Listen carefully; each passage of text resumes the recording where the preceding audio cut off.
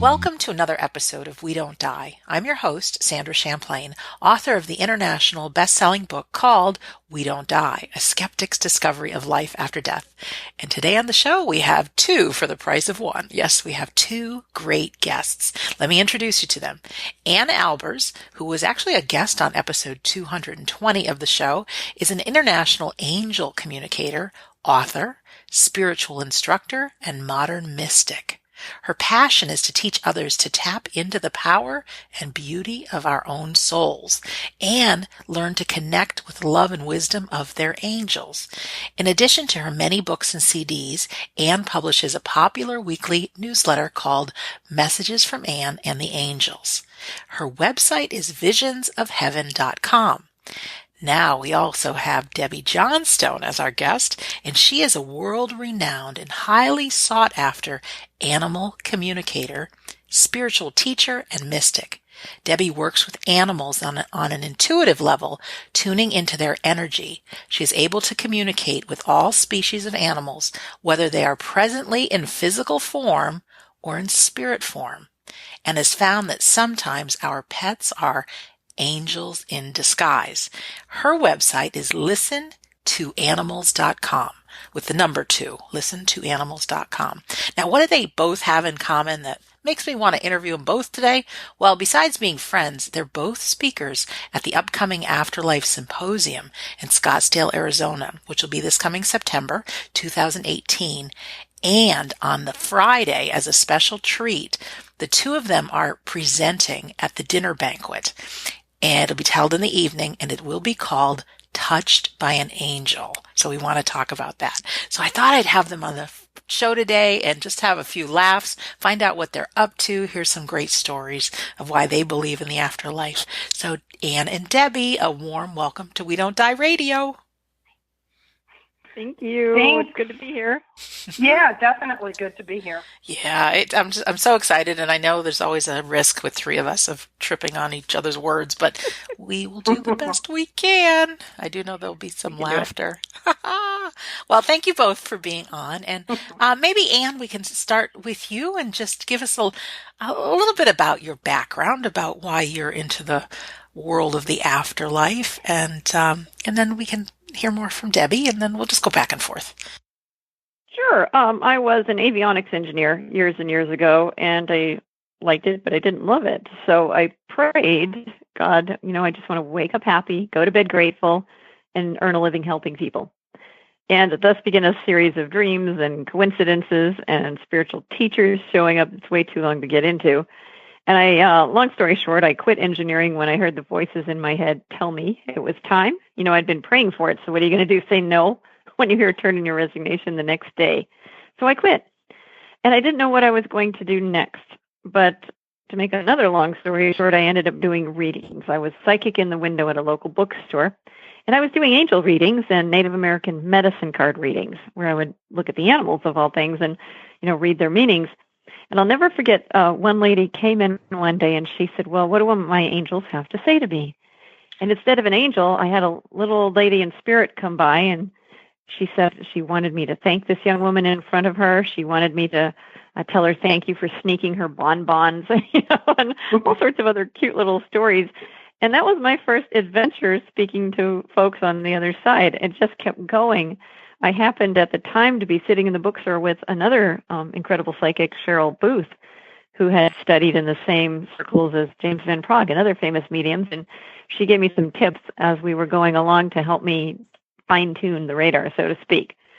So it just kept opening up. And it's been one of the most fun aspects of my job because, as your radio show says, we don't die. And the love doesn't end. And there's joy and humor and lightheartedness in the heavens. And they just want to share that with us. Oh, it's beautiful. And you've really beautiful journey. Yeah, you've gone on to do so much and help so many people. And I'm really proud that I get to have you back on. I know you were a guest on our episode 220, and it's a 1-hour full episode filled with stories with you, but it's one of my listeners' favorite episodes. So you're a good woman. Well, thank you. Yeah. Thank you. So are you. Yeah, thanks. Well, it takes one to know one, as they say. Now, Debbie, would you talk a little bit about you and I think Absolutely. you have a little bit more time because just talk. I won't interrupt. Share who Debbie Johnstone Talking is. I can do. Yeah, you don't have to rush. Well, I feel. mine. Okay, mine is similar. Not a whole lot different from Anne's. I started out early in my life. My earliest memories are about being 2 years old, and my best friend in the whole world was a little black cat with white feet named Boots. Oh. And I thought everyone could hear him like I could. And I kind of, animals kind of were attracted to me. And around the age of 7, about 5 years later, my mother said to me, Debbie, you're getting to be a big girl. You should stop pretending that you can talk to animals. So I did. I stopped and went to work, and I became an engineer. I worked in a financial institution, and I did that for many, many years until I hit a pretty severe health crisis and kind of had an epiphany of like, I don't think I should be doing this anymore, kind of took charge of my life, and I'm going to figure out what's going on. No doctor can figure it out, so I'm going to figure it out. And decided that, and I remember this date specifically, on September 11th, I made a decision, I'm leaving this job. I didn't do quite as quickly as Ann did. It took me 2 years. I put a plan in place, and I went to see a healer who said to me in the first moment, do you want to talk to animals? And I thought, well, yeah, I do. And it kind of all turned back on from there. And so I spent 2 years working myself out of corporate America, taking a demotion, going part-time, and working with a couple of local rescues where I practiced. I needed to practice for a couple of years. And then that's how I built my business from there. So I've been doing this full-time since about 2003. Oh, incredible. And I am of the belief that there are more people that grieve the loss of animals than of people. Now, I say animals as our I would agree. Pets and companions. Yeah. And coming firsthand from a woman who had 2 cats that were so close in my heart, I've not felt that pain because of that unconditional love, right? Absolutely. Yeah. And that's my passion. My passion is working with people who have animals that are either on the other side or in the process of transitioning. In the world of animals, we have the ability to assist them to the other side. And many people find that decision very, very difficult. So animals don't have a problem in talking about that. And they'll actually request assistance sometimes because it's a little bit hard to unplug from the people that they love. And so at least 50%, if not more, of the work that I do is centered around the death, the dying, and the after process. And just like Ann said earlier, animals do not believe in death. For them, it's just like a change of scenery and a change of venue, and also they're just in a different form. And that's one thing that they want all of their humans to know that they love, is that we don't die. So they don't have the fear. No, they don't. None at all. They'll sometimes carry the fear and overwhelm of those around them. Mm-hmm. But when they connect into that, most of the time they call it the energy of going home. They call it all sorts of things, but for them, it's just moving back into their original home.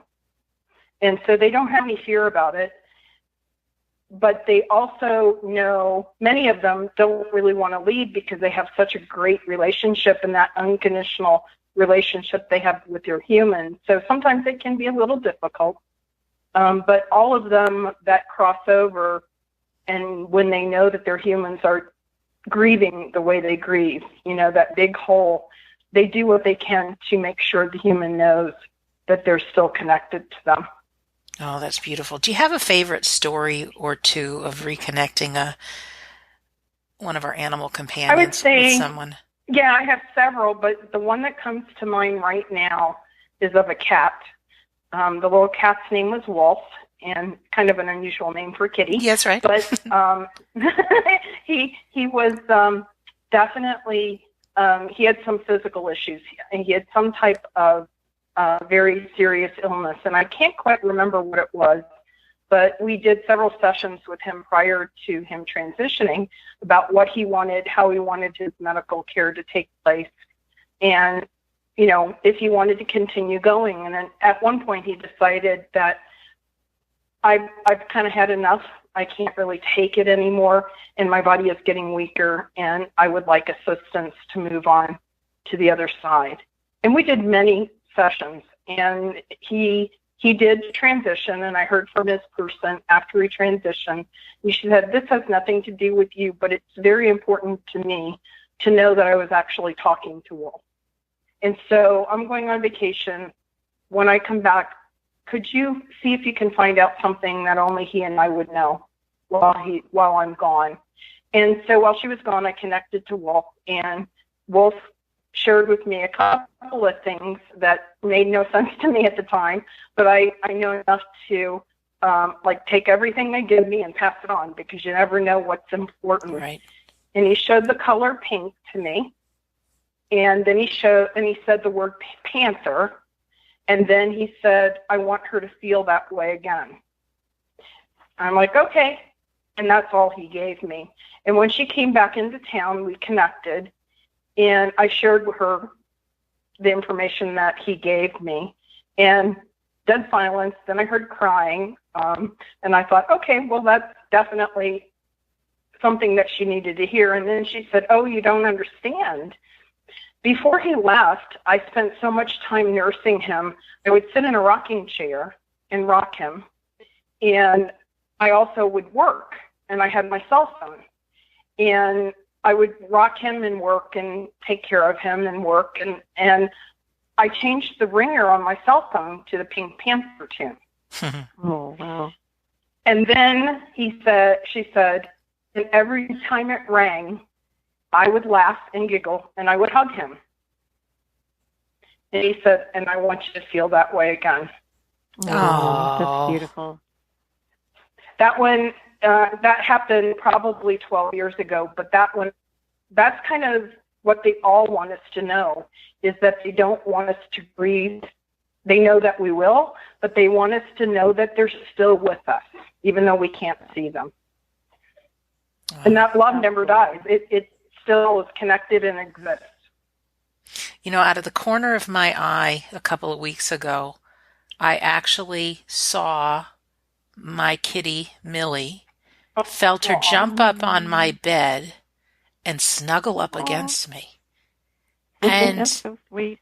yeah, I was in a place where, you know, my mind was kind of blank. I was just kind of zoning out. And I just, with everything that I've learned and everyone that I've talked to, it's like, no, let's not chalk this up to imagination. Let's chalk this up to Millie is here with me. And so I reached out my hand and I put it, you know, where I always would. You know, when I wrote my book, We Don't Die, Millie was sitting curled up next to me with her head on my keyboard the whole time on my little laptop. So, oh, they're so special. Debbie, I just want to ask you, when we're, you know, I have another kitty at home now. His name is Harry. And Harry is more about my roommate, who's my aunt, than me. And, you know, when I look into those big kitty eyes, you know, it's so easy to brush off that, you know, he's not intelligent, even though I know he is. But do you have any words of advice when we're looking and talking or being with that animal companion of ours? Can they read our thoughts? Yep. They can. Yeah, they do. They may get it in a variety of ways. So information can come through in about 6 different ways. And just like we have preferences, they have preferences. So if it could come through in thoughts, feelings, being physical feelings, or emotional feelings. I'm happy, my back hurts. I'm not happy that my back hurts, but those are the two types of, you know, those emotional or physical feelings. thoughts, pictures, taste and smell and sounds. So they generally don't communicate with all 6 ways, but they can communicate based on their personality in a couple of them. So it depends on how they like to communicate. You may actually pick up. I know that anyone that has an animal at some level communicates with them. And so what I would test out is, look at them. Just look them in the eye and talk to them. They're going to pick up some feelings. They're going to pick up some vibrations. They may pick up pictures from your head, or they may pick up thoughts. And in playing with that, you'll get an understanding of what works the best for them.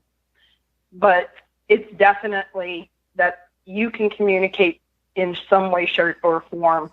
You just have to kind of fine-tune and knowing how the information may flow. And it's going to be different with every animal, because the personality is different with every animal. Right. Yeah. I do know that, sorry, let me just finish one thing. I do know that animals are tapped into something, because my aunt, first of all, my Millie, who I talked about earlier, was my love of my life. When Harry came in to our household, he's the love of my aunt's life, and it's beautiful, the relationship they have. He follows her around like a dog. She goes into the bathroom. He goes in to use the litter box. Everything happens at the same time. That cat knows when Auntie, before she pulls in the driveway, he will come running from his perch upstairs in her room and go to the window right by the driveway. And before she even comes down the road to turn into our house, he knows that she's arriving. And it doesn't matter what time it is. And it is so wild to watch.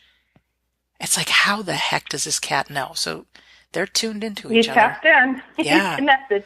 They all are. But I will tell you that the amount of, the way you see them really communicate is when you acknowledge that they can communicate. And for those people that have animals that don't really have an understanding of that level of communication, the animal will act like an animal, but meaning that they don't demonstrate. But the more you can demonstrate to them that you really know there's something in there, there's this intelligence and this loving being, they will show you things beyond what's believable. And I have 7 little dogs, and sometimes the things that they do, and I talk to them all the time, and they blow my mind sometimes. They're very tapped in, and they know. When you know, they know. Oh, that's great. Anne, I'm wondering if you could share a little bit, because just to tie in with the animals, I think from taking myself a few medium courses, and how we can tap in to the intelligence of our loved ones that are in the spirit world, I'm having the sneaky suspicion that tapping into our animals' intelligence is very much the same way. And I'm just wondering if you could talk a little bit. First of all, maybe there's a couple of favorite stories you have, 1 or 2, about why you believe in the afterlife, but also maybe how it is that we, as just people, can maybe tap into and feel the love of our friends and loved ones that are in the spirit world around us, like the animals. Well, absolutely. And, Debbie is 100% right. The more you believe and acknowledge, the more you're going to get the feedback when you say, hello, I know you're there. Try to find a sign. They're going to find one. I had 2 dogs as well, and they loved the love so much that I joke that they outlived their bodies. They absolutely wouldn't release until it was just so far gone that it was painful. But they tell you, they look at you, they give you a sense of, I'm sorry, but I got to go now. So when I went to put my dog down, of course, I'm sitting there crying, even though I know we are, spirit and all this, but I was going to miss him. It hurts. So I'm crying. And the minute he left body, I felt this energetic sock in the gut. His spirit jumped in my stomach, spiraled up through my body, and I heard something like, woo, woo, because he was a wolf dog. And then I got this telepathic message, okay, let's go home. That's done. And all I could do was laugh. Wow. Because here I am crying, and there he is in spirit looking at me like, well, I feel better now. Let's just go home. And that really is how animals handle things. They're in the present.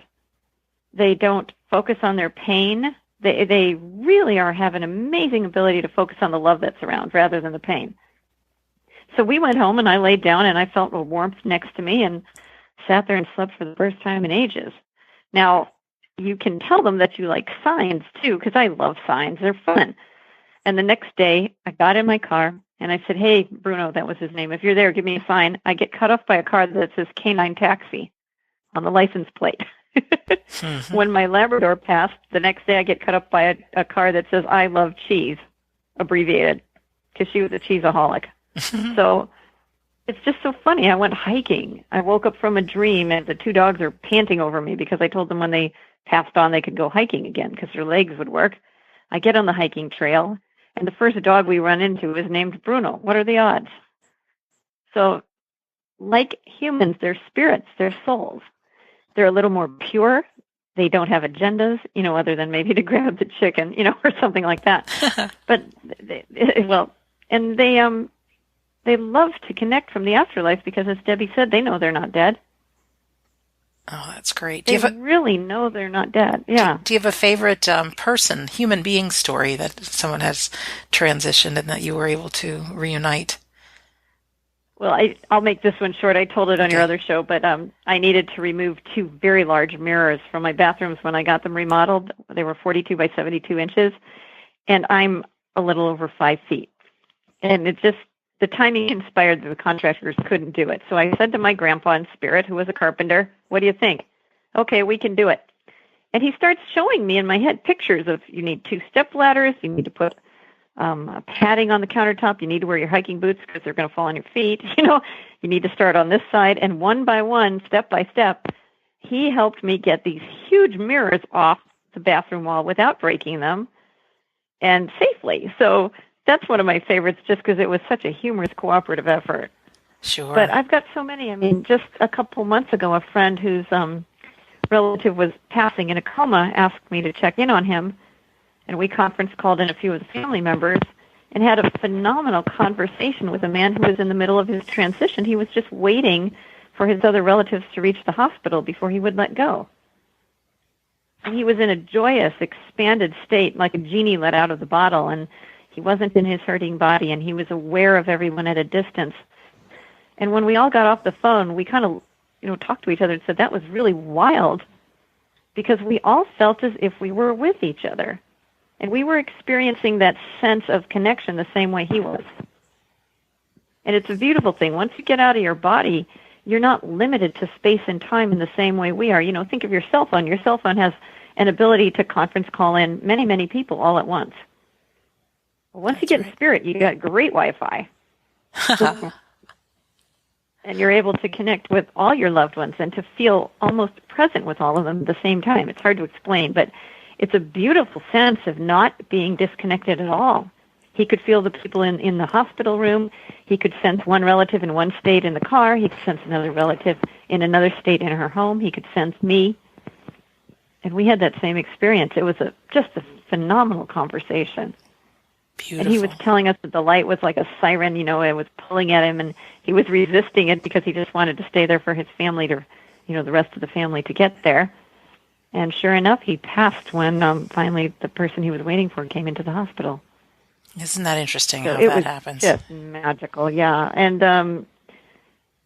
I know it's I think it's the unknown that scares people. But I'm sure what Debbie's dealt with and I've dealt with and you've dealt with, there's more love on the other side than we can even put in human terms. And it's mind-blowing. It accepts everything in you. It doesn't judge you. It's just you're seen in your perfection. It's lovely. Oh, that is a beautiful way to say that. Yeah, I would say that too.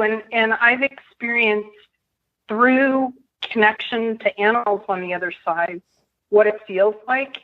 And I'm sure I can't even feel all of it because here I am in this physical body. And for the brief moments that they share this feeling to me, it's a bit like, you're on vacation for 2 weeks and you come home and you snuggle in your bed and you feel so good. That's what it reminds me of. But the thing that I'm always blown away with is I cannot feel any judgment. It's like you're accepted for who you are, love, and that's the message that they keep sharing over and over. You know, you can bring that to Earth. You can bring that to the reality that you're currently living.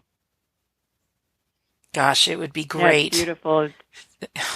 It's we changed my life, actually. Yes. You know, I can sit there with things that in the past I would have judged within seconds, and there's an awareness that every soul is in perfection. Every soul is learning what they need to learn. You know, no matter how crazy people's behaviors are, you have to trust that their soul has something to learn from it.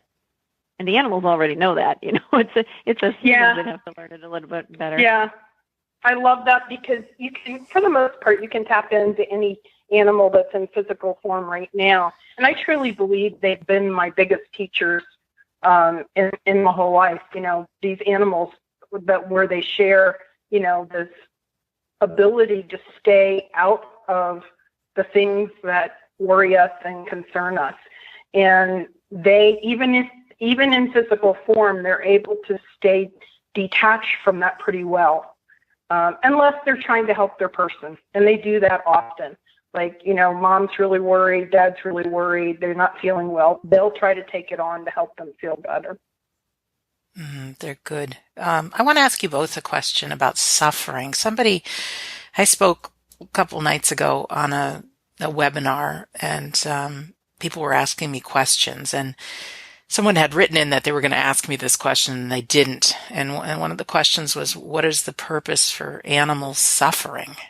And I thought, and that goes right along with, well, what's the point of human suffering? Do you either one of you or both of you have any thoughts on what part's suffering? Sure. Do you want to go first, Debbie? Sure. I know Ann will have some other information on this, but from everything that I've ever experienced in every animal that I've ever talked to, that comes up often. And I don't get any different answer than I would I believe, from a human spirit. And that's, animals are they orchestrate and choose their paths, and they experience things that they need to experience in order to expand, learn, and grow, and help them reconnect back to the original essence of who they are, which is just pure divine love. And it sounds very simple. And many times you see them in very complicated situations where and I do a tremendous amount of work with rescue animals. So they've been in this rescue, and then they go to this rescue, and then they're locked up for months or years. And it's all about what their soul is set up for them to experience. Many, many times it's not a singular experience, meaning sometimes they make agreements with the humans in their life to help, and they have an agreement to experience something together. I had an experience recently where somebody who does rescue work rescued a dog, and the dog had bitten several people, came to this rescue place was safe and sound, and started exhibiting like, I'm going to be okay, and I'm not going to hurt anyone anymore, became happy and relaxed. And then immediately after that, he bit someone again, and he had to be euthanized. I talked to him after the euthanization when he moved back into spirit, and he says, oh, you don't understand. She saved me. I just needed to experience someone accepting me for who I was. And when I was in a safe place and I was loved unconditionally, and somebody saw me for who I was, my life was done. It was time for me to move on. And he was very grateful for that experience. Wow. Yet the rescuer was heartbroken that she couldn't save him. Sure. Because she thought she needed to save his life.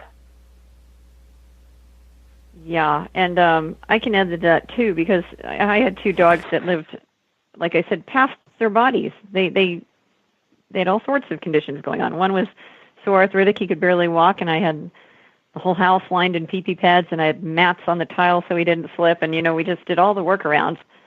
And I asked him telepathically once, I'm like, why are you still sticking around with a body that painful? And he looked at me, he said, we know how to focus on the love. And he said, the suffering I'm going through is working out some things I've dealt with in other lives. In my case, this is going to sound as crazy as it comes, and I didn't even believe in this until my 2 dogs came to me, but the angels told me they were a little bit of my grandparents' souls, and they were coming to me for healing and working out some family karma. And the interesting thing is that some of my dogs' problems were very similar to what the humans had experienced. And all pain eventually comes from feeling disconnected to love at its root. No matter what lifetime it started in, it comes from feeling disconnected from love.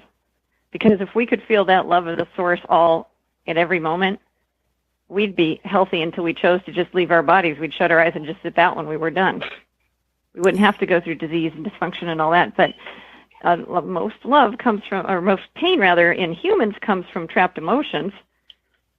And a lot of pain in animals may come from other lifetimes, where they've had something go on, or it may come from some, even traumatic experience this lifetime. And when the emotions remain trapped rather than flowing through us in a nice, healthy way, and I'm speaking of energy now, not biology, but when the emotions remain trapped, it's almost like a creek where the water can't flow smoothly. And this breeds an energetic condition where our biology starts to have problems as well. So pain is really originating in somehow being blocked to loving ourselves. If you allow yourself to feel all your feelings, to cry when you're sad, and, I take myself to my room and vent in my journal when I'm angry, then you're not going to suffer so much. For example, I've had twisted ileocecal valve several times when I blocked my emotions. That's a life-threatening, very painful condition. And the way I healed it really was to sit down and feel everything I'd avoided feeling. So it's a tough thing, because sometimes what happens is we stuff the feelings for so long that it builds up and builds up and builds up, and it's hard to even get in touch with where we started, the roots of the pain. Yes, I get it. And it's crazy. We learn from our suffering. Yeah. I don't think anything's crazy. Well, actually, I do. Sometimes I hear things and I go, that's crazy. But then I'm like, look at the world you're playing in. And then I take a minute and I look. And I have heard stories of people that have, maybe their spouse has passed away, and next thing you know, a stray cat showed up in their doorstep, and doesn't it behave? You have some of the behaviors. So you don't know. I'm hearing a little bit of scratchiness behind you guys. I'll do my best to edit that out when we air the episode. But I'm not sure what that is. Yeah, so sorry for our listeners if you hear some scratchiness behind. Well, I want to ask you both. All three of us are so lucky and honored to be speakers at this September symposium in Scottsdale, which is September 13th through 16th. And what are you each talking about individually? And then we can talk a little bit about angels. Well, we're going to share. Honestly, Debbie and I both exist in quite a flow, so we're going to share the general topic is touched by an angel. Yes. So I know that by September, we're going to even have new stories to share. Yes. So, absolutely. Well, you're also each... I would agree. You're each presenting separately, too, though. Yeah, I believe. I love that. We're winging it. Yes, exactly. That's funny. Angels wing it.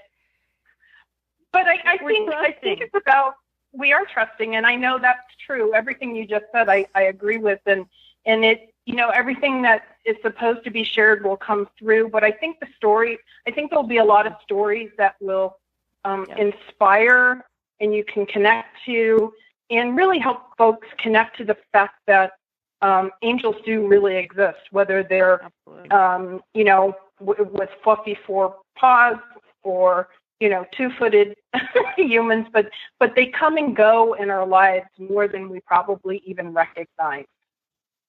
Yeah, and I'd like to sneak in a little exercise with people to help them understand how to connect while we're there. They'll be after dinner, they'll be relaxed. So we can maybe sneak that in a little bit. That sounds great. It's not that hard to connect. It really just takes a quiet mind and a willingness to allow the spirit to touch you. So, notice the talk is not called Touching Angels, it's called Touched by an Angel. Oh, I find this to do the work. fascinating. I really do, because it's so nice to have the image that we all have this invisible team that's behind us and by our sides that help us. But besides asking for a parking space, you hear that a lot. Talk to your angels if you want a good parking place.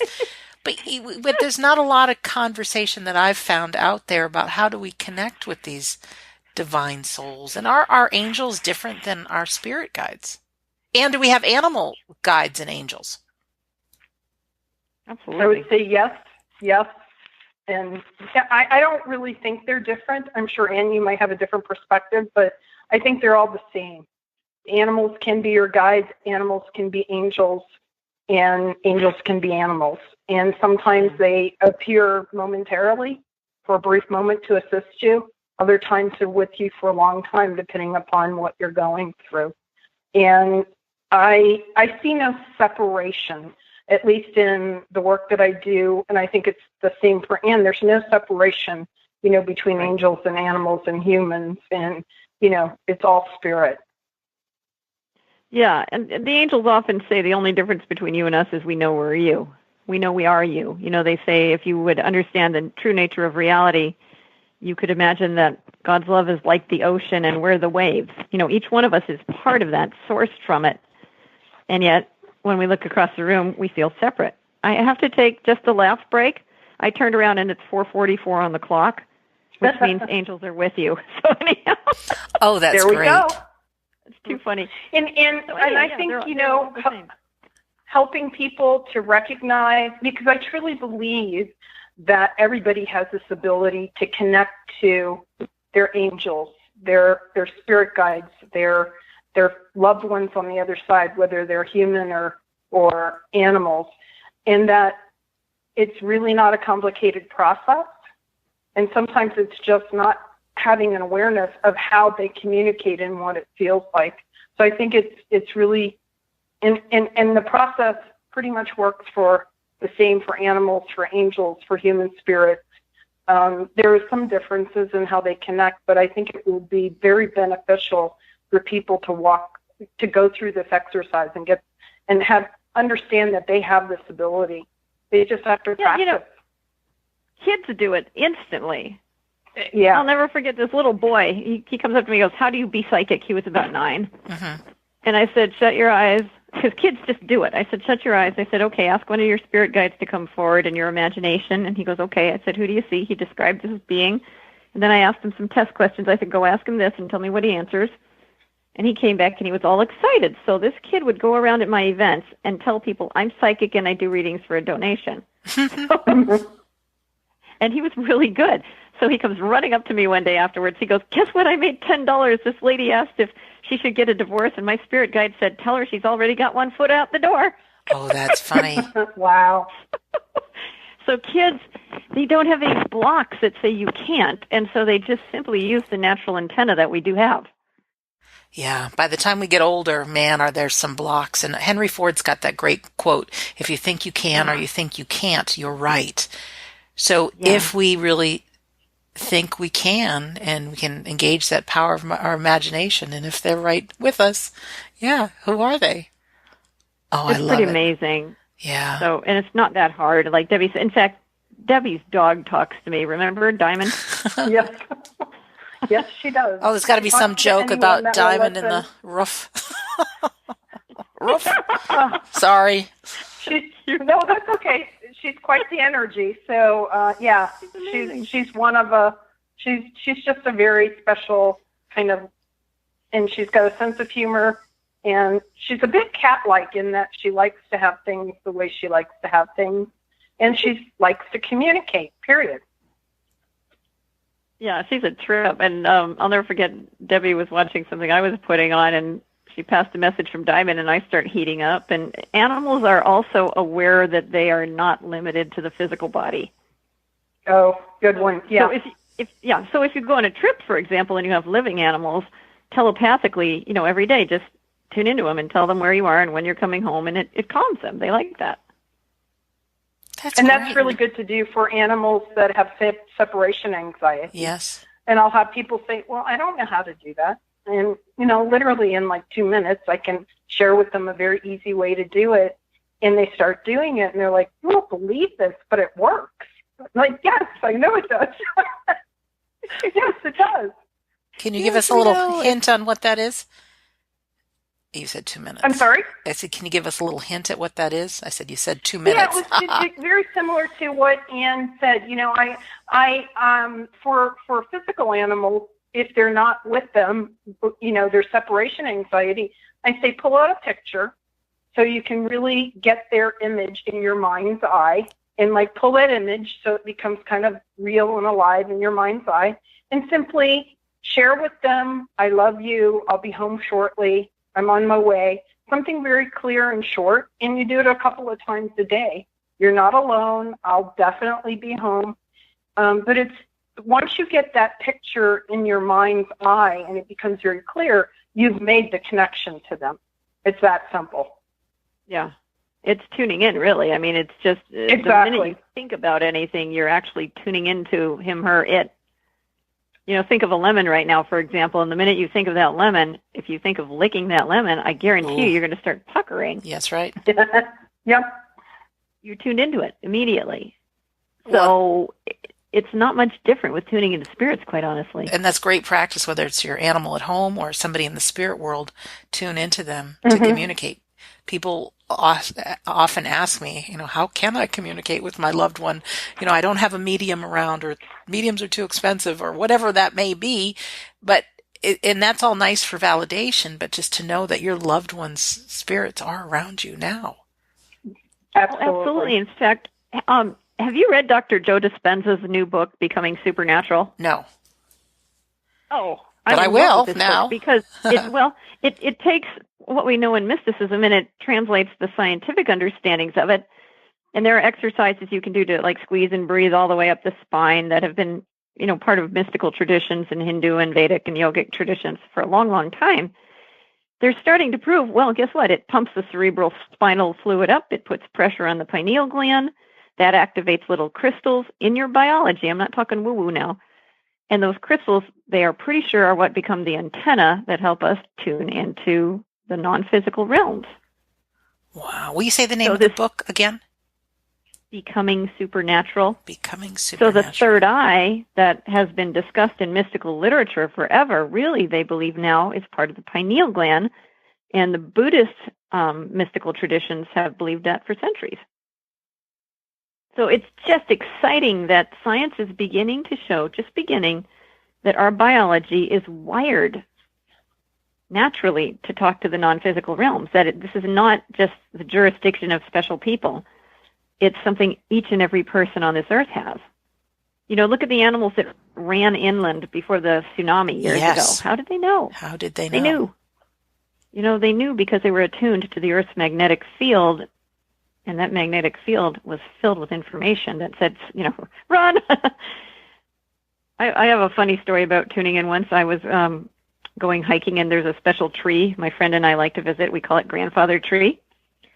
And we telepathically communicate with this tree. Now, trees don't speak in words, but they speak in energy. The energy comes in our brain, and it gets interpreted. That particular day, Grandfather Tree said to both of us independently, go back to the car.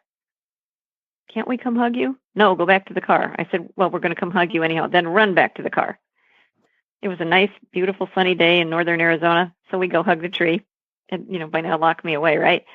And all of a sudden, on our way back, we were kind of taking our time. A cloud blew up out of nowhere, and it turned dark and gray, and it got huge. We started running and made it to the car as a monsoon cut loose. So This tree, through its biology, was connected with the natural universe. And somehow, through the consciousness that lives in every single one of us, had a way to send energy to us that we interpreted, which ended up being correct. And this just, to me, proves that biologically we're wired to tune into the energies of the non-physical world and the physical world. So anyone can do this, and it's not as woo-woo or complicated, and you don't have to know the science. And Debbie was 100% right. It's a matter of just acknowledging and focusing. It's almost too easy. There's no special, I have a process that I teach people, but I also tell people, you don't have to follow this process. This is the steps that worked for me. And ultimately, it's just about wanting and intending for that connection. And when it's your own animals that you're connecting with, and it really doesn't matter if they're in physical form or the other side, the process of connecting is the same. You're just connecting to the energy. It's either in the physical body or outside the physical body. Yeah. I dig this and stuff. Oh my. Oh, it's so much fun. Yeah. And, I think I said this on your other show. One of the simplest exercises for a person to do, whether it's a pet or a person, is sit quietly on a regular basis. It doesn't have to be every day, but just pick a minute or two, a couple times a week, where you can sit quietly and just tell your loved one, I would like to experience your energy. I would like to feel you. Yes. And then during those 1 or 2 minutes, you give them feedback. Well, I don't feel anything yet, or I feel a little fizzing, or I feel a warmth. And, don't take more than 1 or 2 minutes because the human brain will get frustrated, if it's not working. So you just keep giving them feedback and trusting that eventually they'll figure out a way. And it becomes their job to figure out a way. And you do it, and you do it, and you do it, and eventually you'll feel a little warmth or a little tingling. I did it with my grandpa. Now I feel a warmth on my hand every time he's around, like he's holding my hand. That's beautiful. And remind listeners, you have been on, your other episode was episode 220, and you went actually in great length about this, which is really a gift for all of us. And when we're at the symposium, you each actually are speaking separately on stages. I'm looking at the tentative symposium schedule, and Anne, you will be on Saturday afternoon with your Touching Heaven with Expanded States. I don't know if you know that's when you're going on, but tentatively. I think I read it, yeah. Yeah. So is that... So at the banquet, we'll let heaven touch us, and then at my seminar, we'll stretch up a bit. Yeah, I just think it's great. Think of it as, that picture with the two hands touching, that famous art picture. Yes. We can reach to the heavens, or the heavens can reach down to us. And it's just a matter of taking your energy and focusing it and matching up. Wow, I'll be listening. It's like dialing someone on the phone. When you dial someone on your phone, the Wi-Fi is always there. The connection's always there. But what you have to do is you have to get the right number, and the right person has to pick it up. Exactly. And you focus. Yes. And you really don't. One of the things that I think that many folks say to me is like, well, what about this? What about that? And I just say simply, you just need to focus and kind of don't pay attention to anything else but what you're doing, and just let it flow in. And sometimes I really believe that people connect a lot more than they have recognition that they do. Many times when people are getting thoughts about spirits, whether it's an animal spirit or a human spirit, it's not because they've initiated the thought. It can be because the spirit has initiated the thought. Interesting. Yes. Yeah, when they keep popping into your head, that's a pretty good sign they're there. Mm-hmm. Exactly. Ooh, could I add one fun thing about animals that your listeners might like? Yes. My dog in spirit just says, tell them. Okay. I've got input here. I did not know this till my dogs passed, but my one came back to me after he died a while. He had been gone, well, not gone, but deceased a while. And he said, why aren't you petting me still? And I said, well, explain, Right.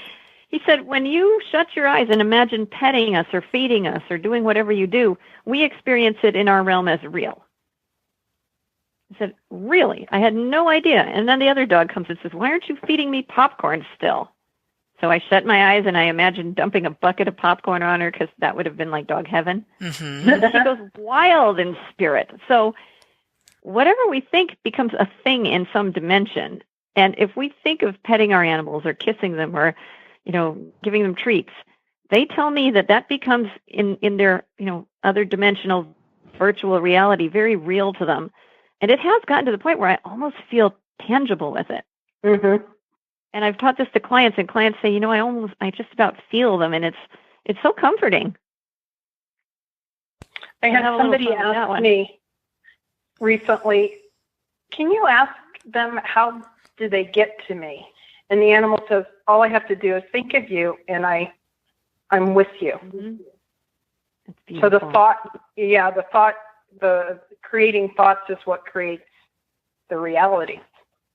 And that goes for people too. That's the world that awaits us. I think it's actually the world we have now, but we have the clutter of the ego mind and we're so busy with everything and, it's clouded. But I think that is the access way for all of our souls, right? Truly. Yeah. It's just a bit more visceral and real in the other dimensions. Yeah. Debbie, your presentation right now is scheduled for Sunday morning, and yours is titled Listening to Animals. Can you tell us a little bit more about what you're going to be sharing when you do your presentation? Oh, absolutely. So to me, I've always said that you can learn so much by just simply listening to them, and we've talked a bit about that.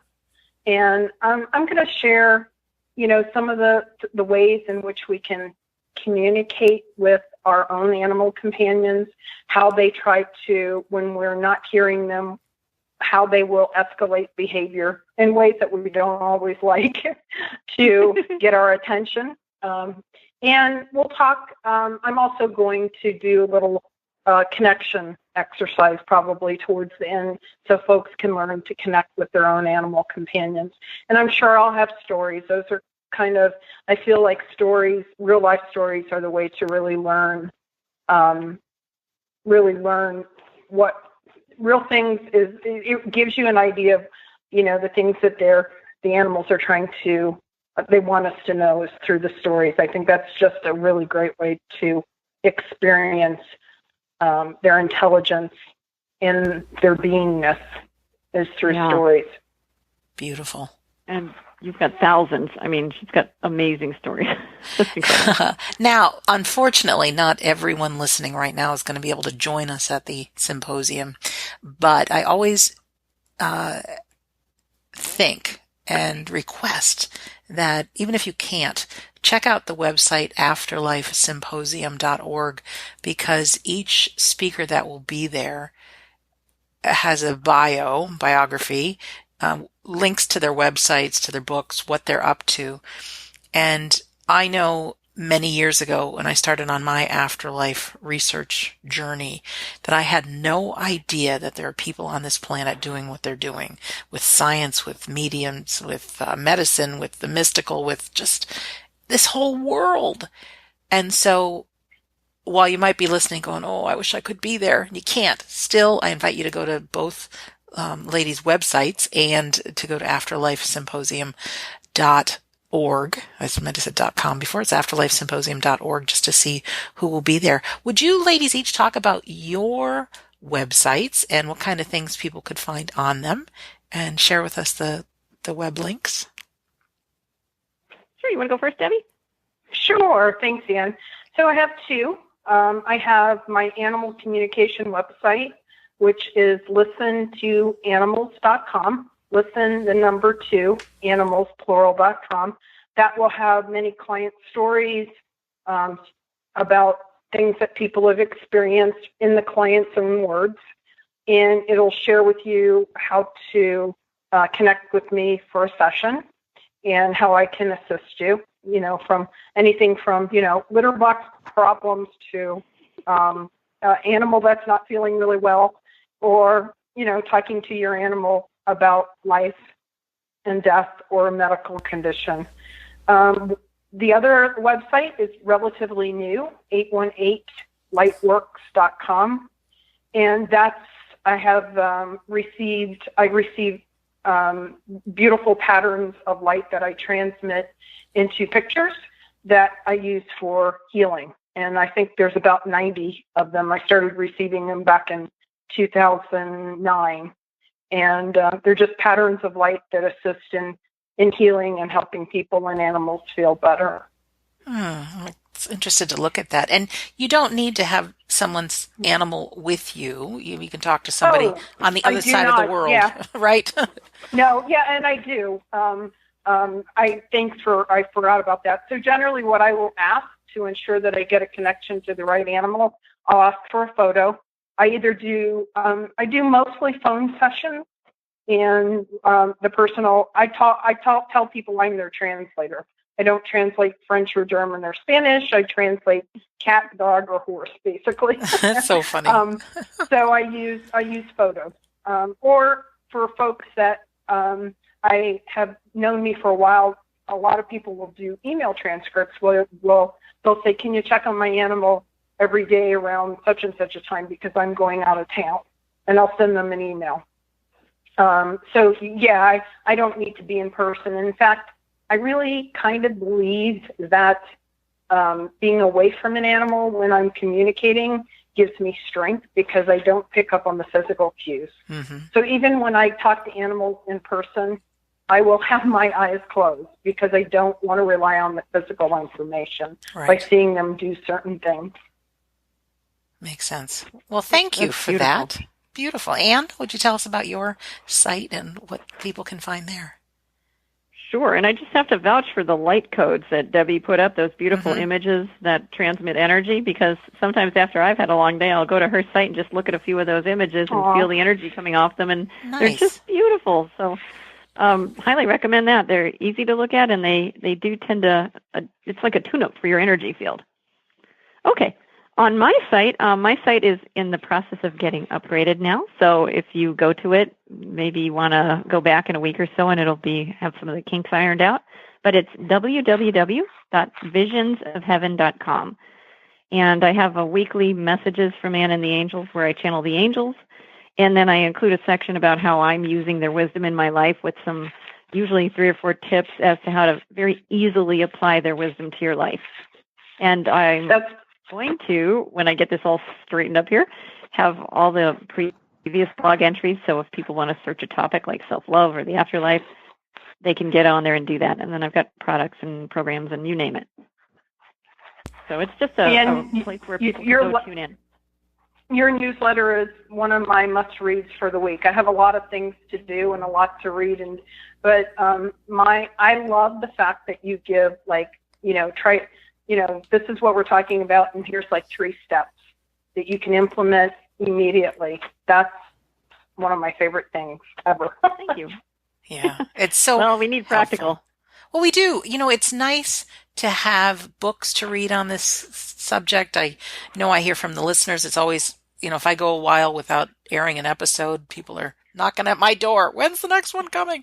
Because it helps us to stay connected. And so to get your weekly newsletter, it reminds us of who we are and what it's about. And there's some tools to help us in our journey. And that's I need it too. I mean, honestly, I think it keeps me accountable because, life happens. I'm busy over here trying to figure out new website laws and all that stuff. And you get a little lost in the mundane, and you have to take time to just sit quietly, and whether you sit in nature or whether you sit and listen to beautiful music, whatever you do.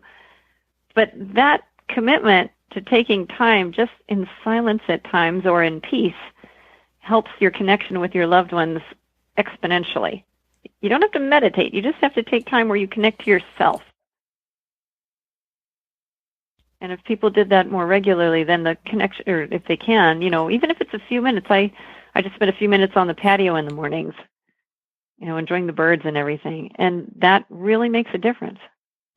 That's great. Debbie, any final, I was going to ask Anne, or both of you, to just look if there's any tool or tip that you could give. And I think that is yours, Anne, because that's really beautiful. Just sit in the silence. I would say that, one of the things that I practice on a daily basis, and this is a technique that one time I was at a school, a summer school at the Humane Society with children probably ages 8 to 12. And this is something that you can easily do to help anyone feel better, including yourself. And I call it Send Them Love. And I just shared with these kids, we went and did this with the kitty cats because many were scared in the cages.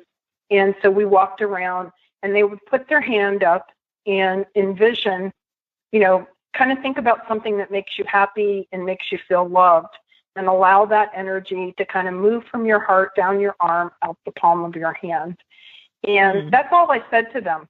And these kids, you should have seen all the cats gravitating to these kids' hands behind the glass. It was just amazing.